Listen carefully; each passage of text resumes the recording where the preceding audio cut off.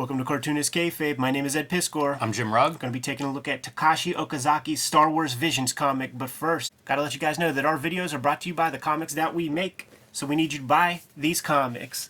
Red Room, The Antisocial Network, Red Room Trigger Warnings, Murder on the Dark Web for Fun and Profit is the name of the game in the Red Room universe. These are the comics that I have out on the stands as of late.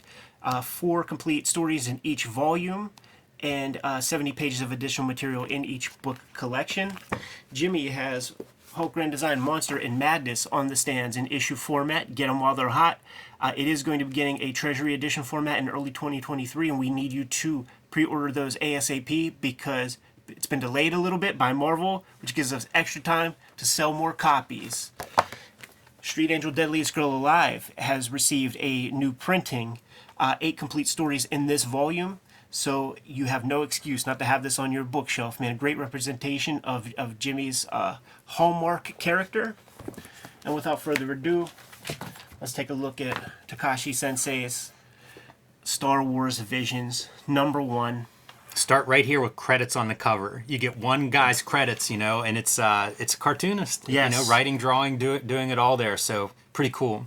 My homeboy Takashi, man, creator of Afro Samurai. You might know his artwork from designing Samurai Batman, or maybe it's Batman Samurai. Afro Samurai creator, he shows up in that Criterion Collection box set with Godzilla, where it has a book full of illustrations and things. He does a Mecha Godzilla joint. Makes sense. Visiting the dude.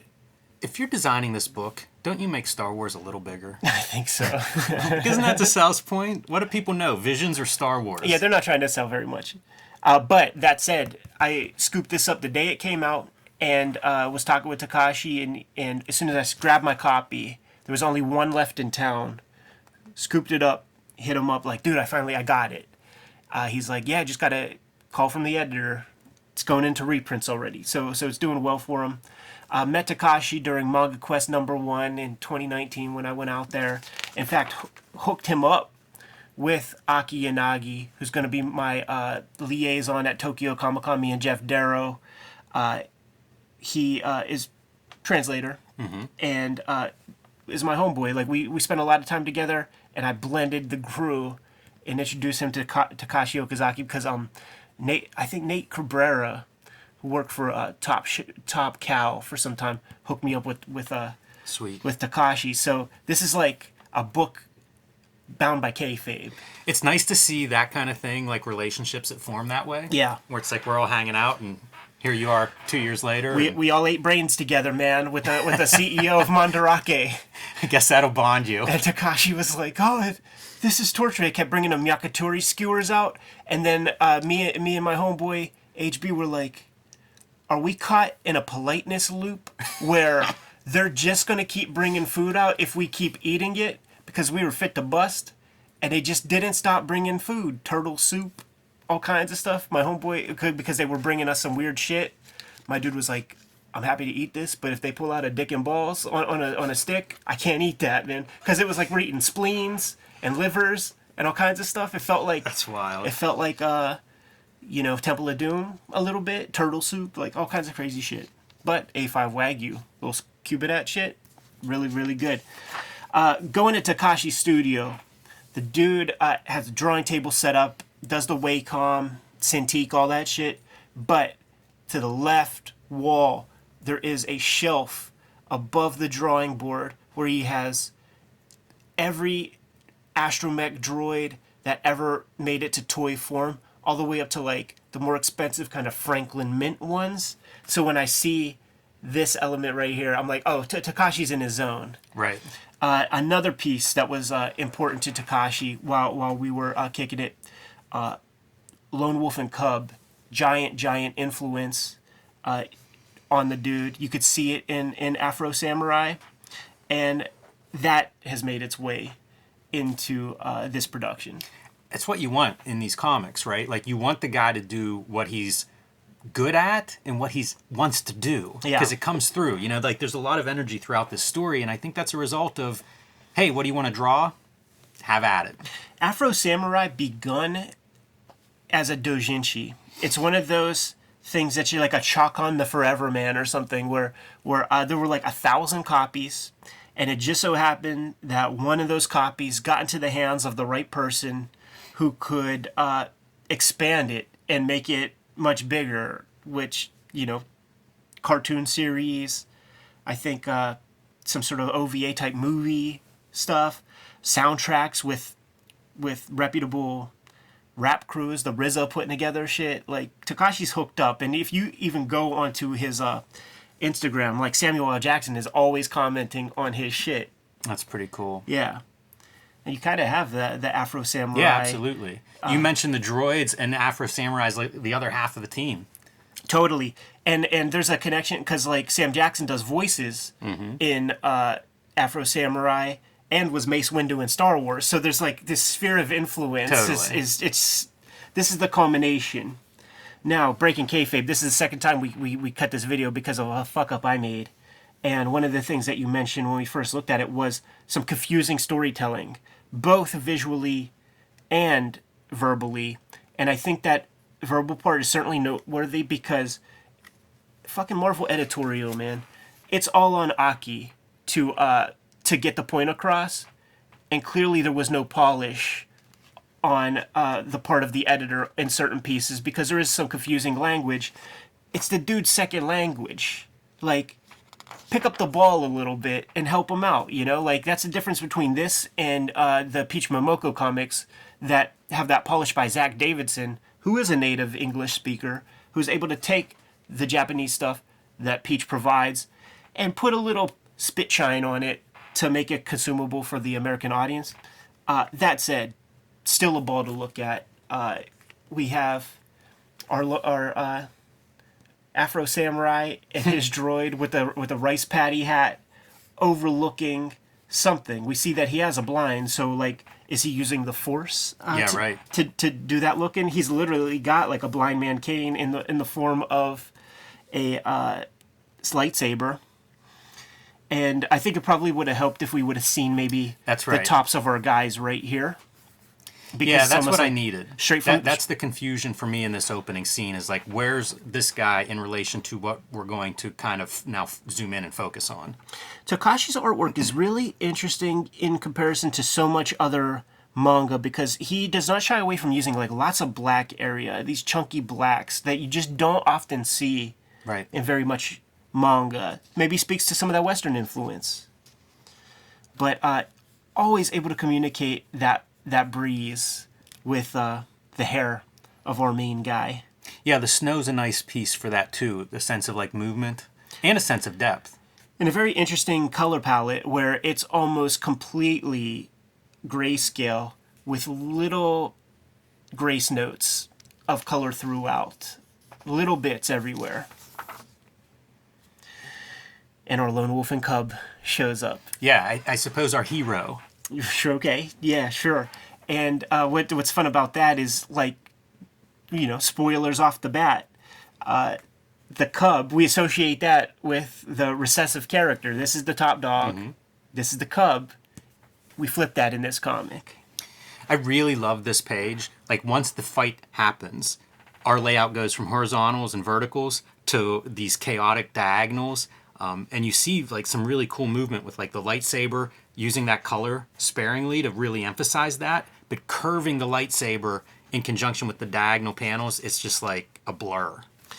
Beautiful designs, man. Yeah, like, a lot of detail on those guys. Super one of a kind. Once again, he is the creator of that Batman Samurai or Samurai Batman, where you take these archetypes and then add the Takashi touch to it. That's what he's doing here. Mm-hmm. Cutting dudes down. It's only now in the computer age where we could get those lightsabers with that exact kind of action. Color's important when it comes to the lightsabers and the blasters and stuff. The red is Sith. Red is bad guys. That's so ridiculous. It's like whenever he guns up ready for action, man, that looks like something I would have drawn in like 10th grade. Absolutely. Did you ever read the complete Lone Wolf and Cub? Mm-mm. It's 2 or 3 times where there's this kind of Deus Ex piece to the cart where he'll pick it up and it's almost like, it's not a Gatling gun. It's maybe 10 muskets across and like 5 going down, all connected to one fuse. And he will bust that shit out like whenever there's like a horde of dudes coming at him. He'll just pick it up, light that fuse, and shoot 40 muskets at dudes. That's almost like what that feels like to me.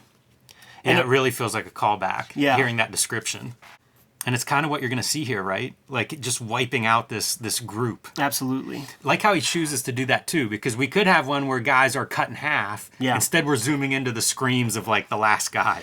Makes me wonder if he storyboarded Afro Samurai, because it has the beats, you know, and the sort of, like, this kind of, these close-ups and things. I like seeing that because it's a distinct style choice, but it's in the storytelling. Yeah. Gives you a couple pages to mow these guys down. It has a manga pace to it. Not too much dialogue necessary. Very visually oriented. This feels Star Wars-esque to me. You know, an alien The pan planet. down. Yeah, you got the pan down. You got all the moisture evaporator. And right now we are in, Kurosawa's Hidden Fortress. And that's the one that has like the R2-D2 C3PO guys running around. Again, can't be an accident, right? Oh, totally. And there's even a Yoda in there, actually. A Yoda guy, like a hidden dude in the Hidden Fortress. Now we're joined by our Afro Samurai-esque fella from the beginning. Afro Samurai meets Lone Wolf and Cub. And they both have competing droids. I would like to see a droid fight. Like a astromech droid fight. That would be a nice thing to see at some point. Our guy's getting chummy, going back and forth. Our Sith guy's very goth because he's like, I need pain. Pain is important. He's got the gnarly fucking scars and shit. I need pain because I cut a lot of dudes down. I need to be reminded constantly of the work that I did. Yeah, the scars are pretty interesting because they look like future stuff where there's like robotic elements in some of them and stuff. Like replace that shoulder joint. And nearly Blade of the Immortal. Right. Talking about the old wars, man. You just trading war stories. As old dudes in hot springs will. Yeah. At this point, he's taking those clone troopers and adding his Takashi touch to them. I think there are implications that this is Mace Windu, the Sam Jackson character from the prequels. He gets zapped in the movies. That's how he gets dispatched. But in our universe, he's still alive. Miraculously. Yeah. That's a heck of a drawing. Which Like both of these pages, just the impact, of being hit by what feels like lightning. Yeah. Even into like the line drawing transition. Like the book is full of this kind of nice, thoughtful drawing. Totally. And again, what you want in a book, like it's a satisfying one issue. Yes. This piece right here, I can't help but think of the Jodorowsky Mobius Inkle page where our guy meets like a god, Japanese version. Yeah, and what a calm page compared to what we've seen up to this point. Yeah. As a guy's meeting his maker or whatever, the afterlife, some moment of between life and death. It almost implies there's a tone there. Like this is, the creator of the Force or something. Also great on scale. That bottom 3/4 view of the face, man. Good luck drawing that, man. If I tried drawing this, like these eyes would be floating somewhere. Impossible. Like it's so solid and very well rooted. Makes me wonder if he's got a model for that. It's such a hard angle. Yeah. That's what I hope. Yes. Trace off a statue or something. It's what I tell myself. Yeah. If you learn different, keep it to yourself. As our guys are trading their war stories, some little Ewoks show up and are gambling with our dudes. So cute. Such a weird inclusion. Yeah. You know what it is? Like, I want to draw all the stuff I want to draw. And I like Ewoks. There's like a bifurcation. There's a line. Like, people who are closer to my age have no problem with Ewoks. But the dudes who are alive to see the first Star Wars in theaters, they cannot settle for that. That is bullshit. That is Muppets.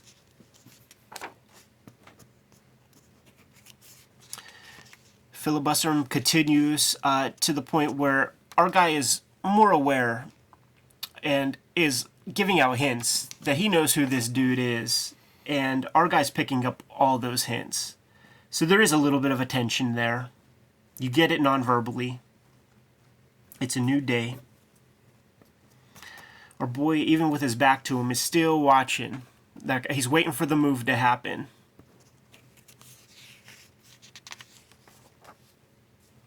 And this was the other point of confusion for me. Sure. So we've built to this, it's going to be a showdown. Yes.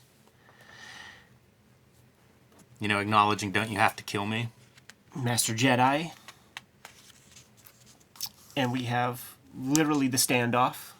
Yeah, that's Old West, you know, that's Sergio Leone kind of stuff of staring at each other, the close-ups of the guns, the hands next to the holsters. Yes. And in the fan press, immediately, that is a purple lightsaber. The same saber that is in the hands of Samuel L. Jackson. Mm-hmm. Like, whenever he was working on some Tarantino stuff and he was doing press, and they asked him, like, what's your dream project? He said, I would love to be in a Star Wars. And then George Lucas even lets him pick his lightsaber color. This is Mace Windu. You know, this is Takashi giving props to his dude, Samuel L. Jackson. We have our double page spread where the dudes, you know, like, the next page should be standing and one dude falls in half. You know, if it was that kind of thing. But they're each kind of scoring a blow, catching a dude like a little on the side, maybe. You know, it's tough to see.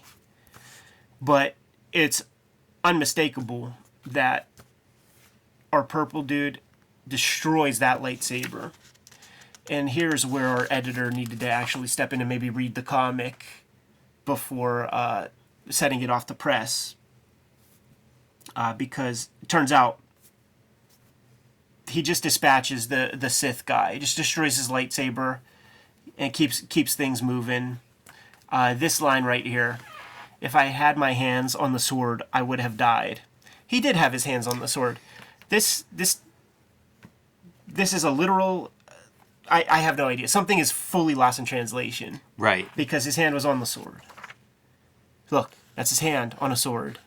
Yeah, I don't understand that. What is meant by that line? What is Yeah. meant by the resolution of the story here? Yeah. So, I don't know. Get some answers, maybe. Yeah, and even this little piece where, you know, it's the AC/DC concert. Put your lighters in the air.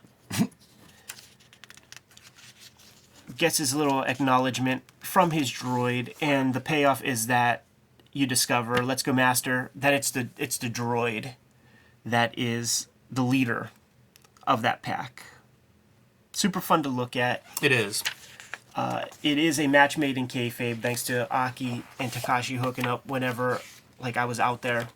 This is one of those projects that I think is a cool thing for a Marvel DC to do. Yes. To take the stuff that they have, that they own, but allow artists to, like, go off and do your version of this. Absolutely. And as a single issue, like, we look at so many of these issue ones or single issues and stuff, and it's, if you're going to do a comic like this, like, make it stand on its own. If I buy one of these, I should come away with a satisfying experience, and I feel like this is an example that does it. Makes me wonder if CB is trying to Karen Berger Marvel with Japanese talent. We have Peach, we have Takashi on the hook. Both of these creators, I don't know that their true visions were to begin with comics per se. Takashi does not have that many pages under his belt. Neither did Peach before she came. Is that the secret to woo Japanese talent over? Because they don't know, you know, they're not entrenched in the machine of manga at that point. But CB will be out at Tokyo Comic Con. It doesn't feel like an isolated incident. Yeah, you know, for sure. That he's doing this sort of thing. Anyhow, I'll get you your answers and hopefully a Takashi Okazaki shoot interview in a couple of weeks. Kayfabers, like, follow, subscribe to the YouTube channel. Hit the bell so that we can notify you when new vids are available. Jimmy, tell the people what's out there. Street Angel Deadly Squirrel Alive is back in print from Image Comics. This is 8 complete full-color stories of the Deadly Squirrel Alive, the homeless ninja on a skateboard. It's a great way to see my comics. This is where I point people to start. and Hulk Grand Design Monster Madness. The comic books are in stores now. The oversized Treasury collection will be in stores in early 2023. You need to let your stores know you want a copy so that there are enough copies for everybody. But that's the oversized Treasury edition that you see the other Grand Design, the Fantastic Four and X-Men books. Probably the best book I've designed so far. So pre-order that one and join me on patreon.com/JimRugg, where you can see a lot more of my comics and art. And I just put up a PDF of all of my comic book covers that you can download whenever you join. Red Room, the Antisocial Network, and Red Room Trigger Warnings are on the stands as we speak. Murder on the Dark Web for Fun and Profit is the name of the game. In the Red Room universe, each of these books contains 4 complete stories, as well as about 70 pages of additional material inside each volume. I'm serializing new comics on my Patreon right now. Patreon.com/EdPiscor, $3 for the archive there. New strips every Tuesday, and more than 300 pages worth of stuff up there as we speak. Good value, less than a penny a page for comics. Jimmy, just toss me that visual aid and let the people know what else we have out there, man. Subscribe to the Cartoonist Kayfabe newsletter at the links below this video. You can also pick up Cartoonist Kayfabe t-shirts, merchandise, mugs, stickers, and lots more at our spread shop, also at the links below this video. Fantastic seeing all those Cartoonist Kayfabe shirts out at the conventions we've been to the Always past a highlight. couple of weeks, man. And it's a great way to support the channel. Jimmy, given the marching orders, will be on our way. Read more manga.